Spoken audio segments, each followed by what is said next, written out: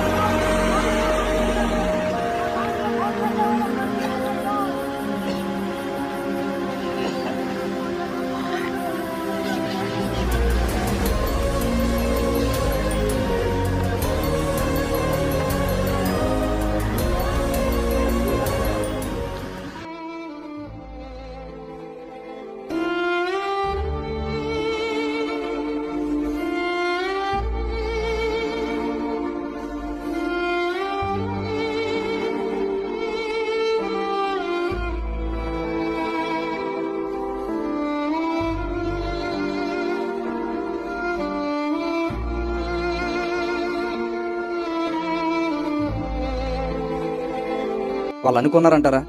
News చెబుతుంది, చాలా చక్కగా చెబుతుంది న్యూస్. తన గుండె ఆగిపోతుంది తెలియదు. దేవుడిచ్చిన టైం అదే.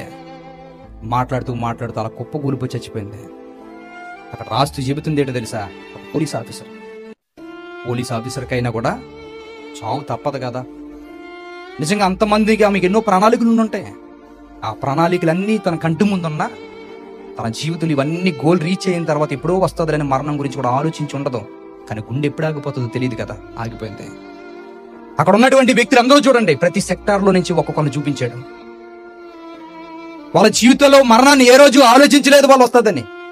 ఏ రోజు ఎవరిని సడన్ గా పరిచయం చేసుకుంటుంది, ఎవరిని రమ్మంటుందో అది మనకు తెలియదు. అది చిన్నోళ్ళు, పెద్దోళ్ళు, ఆరోగ్యంగా ఉన్నవాళ్ళు, వృద్ధాప్యం ఉన్నవాళ్ళు, లేదంటే ఏదేదో అనుకుని చావు చూడదు. మనుషులకైతే మనం చెప్పొచ్చు రేపు వస్తాం ఎల్లుండి వస్తామని. చావు వచ్చి పిలిస్తే ఎవడైనా శిరస వహించి వెళ్ళిపోవలసిందే. ఇవన్నీ మీకు ఎందుకు చెప్తున్నాను తెలుసా? మనలో ఒక దేం ఉంటది, మారదామలే. వాళ్ళ జీవితంలో కూడా ఒకవేళ వాక్యం వినిపిస్తే మారదామలే అనుకునే ఆలోచనతో ఉండొచ్చు. ఒకవేళ అలాంటి పరిస్థితుల్లోనే వాళ్ళ జీవితం ముగిసిపోయే స్థితిలోనికి వెళ్ళిపోయారు.